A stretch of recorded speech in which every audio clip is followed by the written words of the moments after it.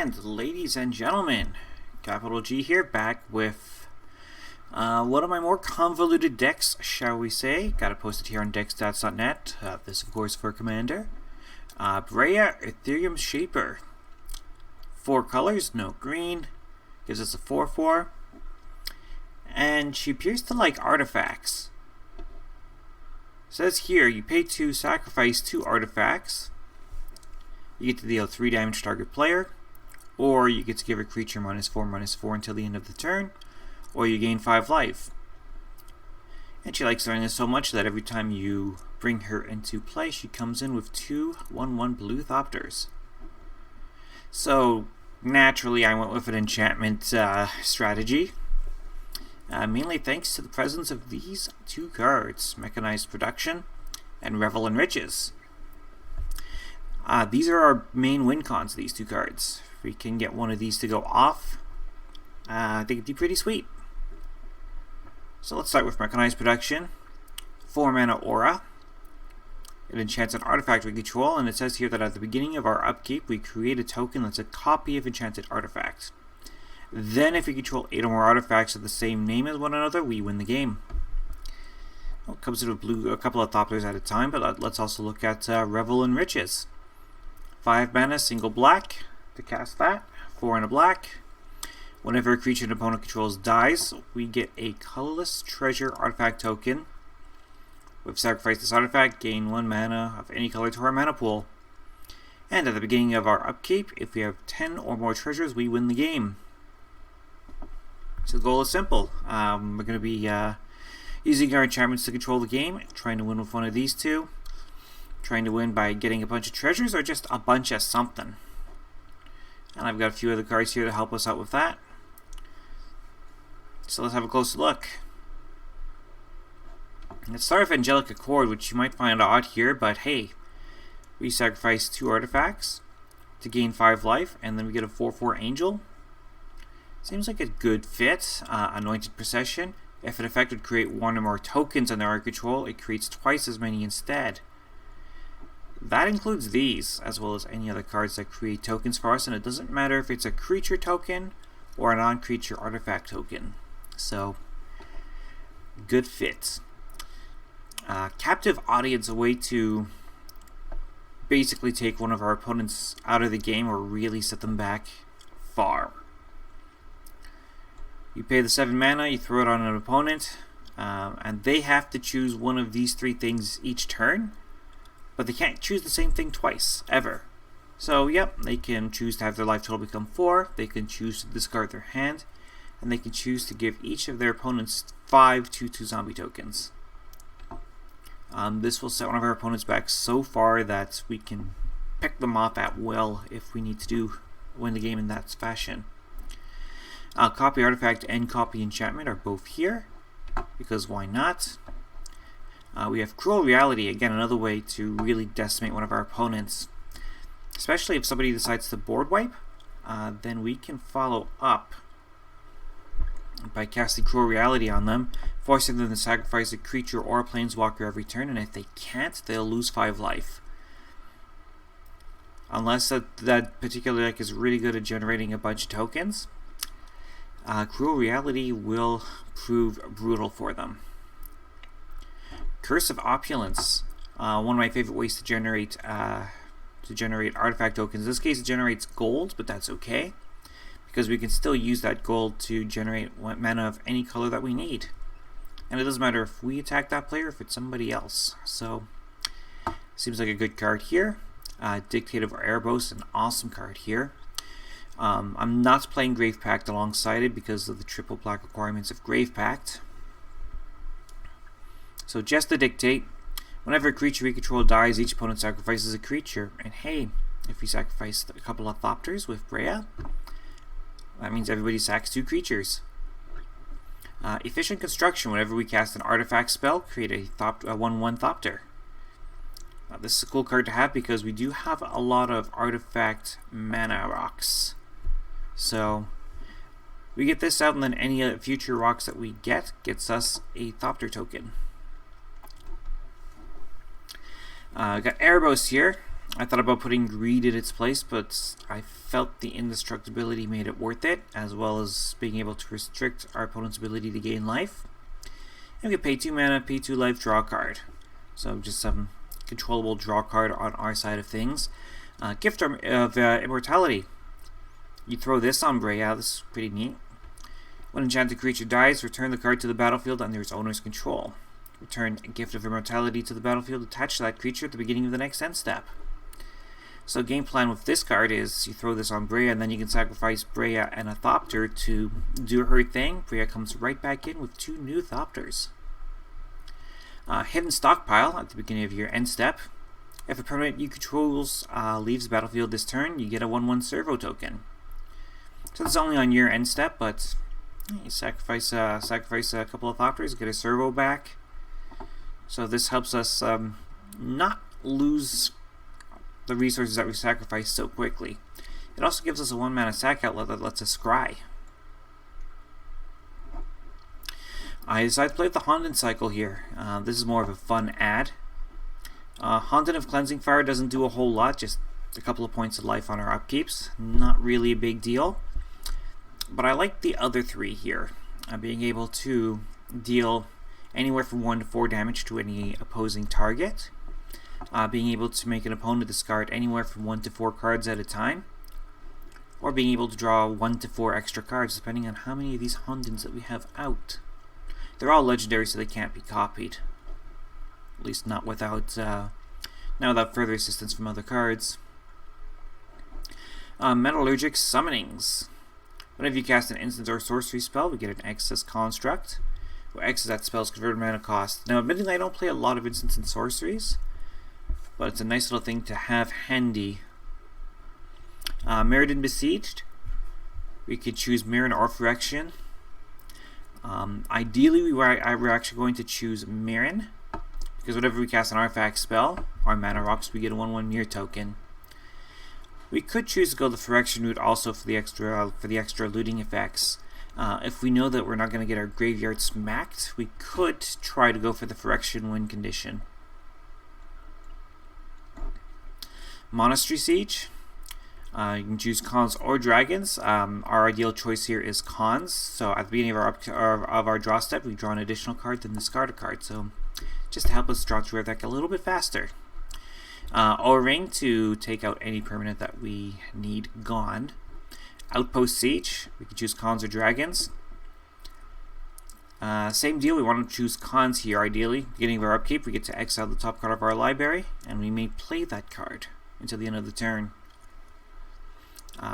In the late game, we could choose Dragons if we have a bunch of Thopters or Servos to sack off and ways to deal damage, but the ideal choice with this card here is Khans. That's what brings it to the dance in this deck.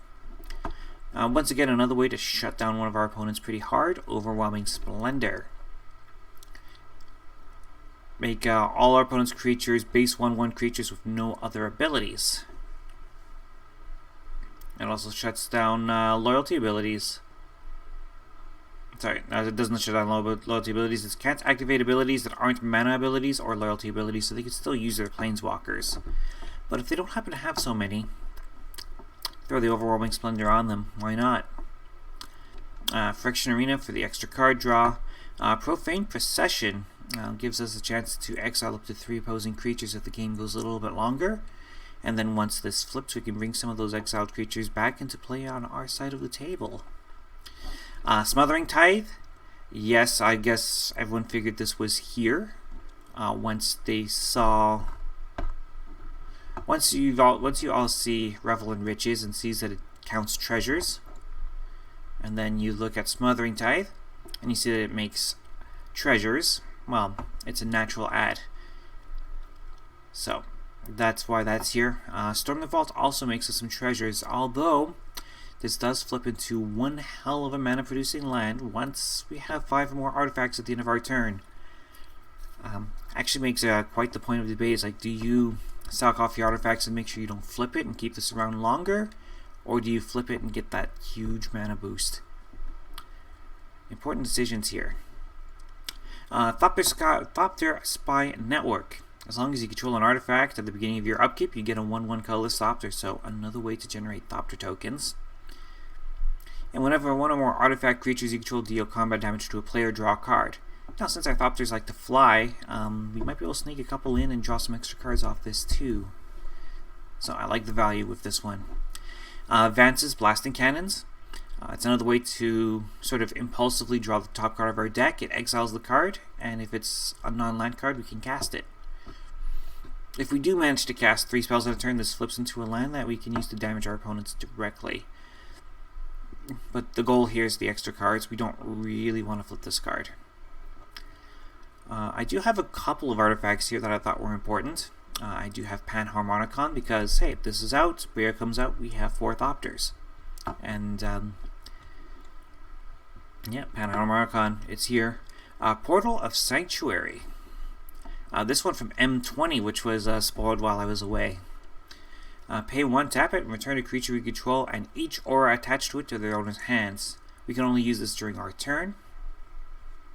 That's fine. We get to bring our Breya back, recast her. Why not? That's primarily why it's here. Being able to recast Breya or some of our other creatures with ETBs. We don't have a lot of other creatures in the deck, but the ones that we do have, they're valuable. Piece of equipment here, Prying Blade. We can throw this onto one of our Thopters, swing in, and start getting some treasures that way. We've got Saheeli here. This will help us create some servos because pretty much the majority of the deck are non-creature spells. So, throw down Saheeli, then you start casting some non-creature spells, getting some servos out of it. And we might be able to take advantage of this -2 once in a while. Treasure Map. This will help us create some treasures when it flips, and it also flips into, I forget the name of the land it flips to, but we can sack off treasures to draw cards if this flips. So, I thought a handy little tool. I decided to toss that in here as well. Price of this should go down as it leaves standard, so keep an eye out for that. Some creatures now. Agent of Erebos. He's pretty nasty. He's 4 mana 2/2. But whenever this or another enchantment enters the battlefield under your control, you can exile all cards from target player's graveyard. So he's here for graveyard control. It's repeatable graveyard control. It is sweet. Oromancer to return an enchantment from our yard back to our hand. I've got Brutaclad in here. Creature tokens we control have haste. And at the beginning of our combat, we can create a mere token, then turn all of our tokens into treasures, gold, mirror, whatever we want. So this is a great way to accelerate our win condition. Deadeye Plunderer is here. He's a 3/3 for 5, but he is actually quite the big beater for us if we need to start turning sideways with our creature. Gets +1/+1 for each artifact we control. And we can pay 4 mana and create treasures with him. So not only is that paying that 4 mana give him a good +1/+1 boost, but it helps our win conditions as well. Marionette Master, another nasty way to deal damage if we need to go that route. Fabricate 3, so we have the choice of making 3 servos or 3 counters. We're generally going to want to put the 3/1/1 counters on him, but obviously it depends on board state. And the reason we want to put the counters on him is whenever an artifact we control is put into a graveyard from the battlefield, a target opponent loses life equal to Marionette Master's power. So let's say we've got a bunch of treasures out there already. We throw him out there, he's a 4/4, and then we sack off our 5/6 treasures and make someone lose 18 life just by sacrificing artifacts for mana. Seems good. Pitiless Plunderer. Whenever another creature we control dies, that includes our Thopters and Servos, we get a treasure artifact token. So again, a natural fit here. New from M20, Starfield Mystic. Enchantment spells cost us 1 less to cast. That's what he's here for. He's a 2/2 that reduces the cost of our enchantments. Whenever an enchantment that we control is put to a graveyard from the battlefield, he gets a 1/1 counter. He's likely to die before our enchantments, honestly, so I'm not too concerned about this second line of text, only this first one. A little bit of removal with Anguished Unmaking. We can take down any non-land permanent. We lose 3 life for the deal, but that's fine. Brass's Bounty. For each land we control, we get colorless treasure artifact tokens. So again, accelerating our win condition and basically doubling our mana once we get to 7. Also throw in a D-Spark. Exile a permanent with converted mana cost 4 or greater. My natural target for this is Karn. Enlightened Tutor gets us any artifact or enchantment card, so me as well. Puts it right on top of our deck. This is the only tutor I'm running in this build. More focused builds could probably run more tutors. Pirate's Prize draws us 2 cards and gets us a treasure artifact token, so accelerates us on cards and win cons. Sahili's Artistry to make some copies. We can copy an artifact and we can copy a creature, and that would be an artifact. So 6 mana, copy 2 things. I like it. Spells Window. This is the only counter spell we're playing. It's a 5 mana counter spell, but depending on what we counter, we get a lot of treasure from the deal. So that's what brings Spell Swindle to the deck. Sram's Expertise. We get 3 servos for 4 mana. That's a pretty good rate. And we get to cast another card in our hand that's converted mana cost 3 or less. Speaking of cards converted mana cost 3 or less, I've got a bunch of 2s. I have all of the signets we could run in these colors. I have all of the talismans we can run in these colors, and I have a Felwar Stone. That gives us 13 mana rocks. Where is it? Is it more? 1, 2, 3, 4, 5, 6, 7, 8, 9, 10, 11. Yep, so that's a lot of mana rocks. 3, 6, 9, 12, 13 mana rocks. And of course, a bunch of lands that gives us all our colors: City of Brass, Command Tower, Forbidden Orchard, and Grand Coliseum. Mana Confluence as well. Evolving Wilds and its counterpart, Terramorphic Expanse, are here as well. Mana base basic lands are equal parts islands, mountains, swamps, and plains. Prismatic Vista is here to help us pull out another basic as well. And I'm also running the full suite of Vivid lands. Obviously, the mana base can be grossly improved by playing Shocks. Decided not to go that route with this build. I think it'd be a fun way of trying to win the game. It's like, oh, it's just another artifact deck. It's like enchantment, enchantment, enchantment, enchantment, enchantment. So this may surprise your pod if you go for a build like this. Let's see what EDH Rec would like to suggest for us. Lands, of course, there's many ways of improving lands. We're not going to look at that. So we're just going to look at other spells and creatures. For some of the obvious ones, Skull Clamp, Soul Ring. This doesn't let us filter out artifacts. I don't want to play a lot of artifacts. Psymaster Thopterist. Yeah, that could have helped Padine to give all of our artifacts hexproof. Excellent choice. Tezzeret and Deretti is other ways to take advantage of the artifacts that we do play. Chromatic Lantern also basically perfecting our mana. Solemn, Sharoon, Commander's Fear.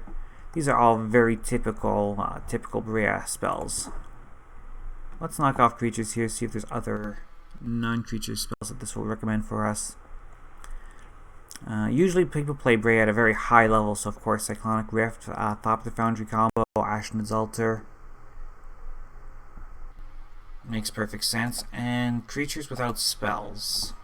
Last thing I'm going to look at here. Of course, Solemn. Seems good. Mere Battleseer would have been a good choice, honestly. Sculptor, that would have been decent.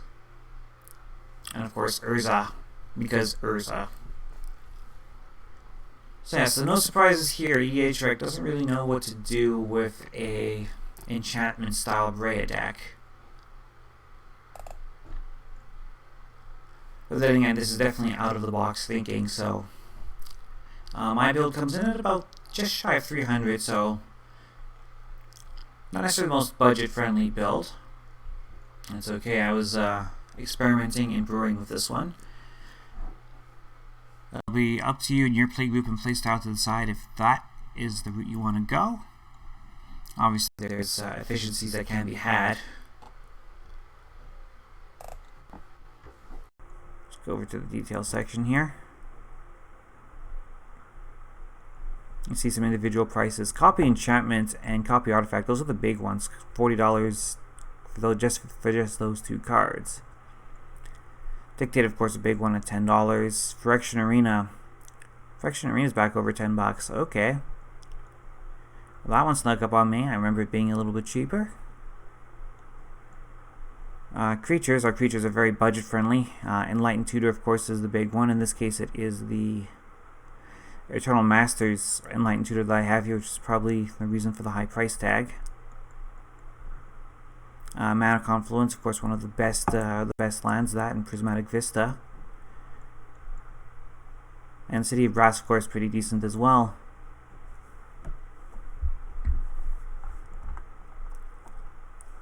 Alright, that is my take on Breya. The Etherium Enchanter, as I like to call her here. Let me know what you all think in the comments. Any suggestions, any ways I can be a little bit more focused and efficient with it, perhaps.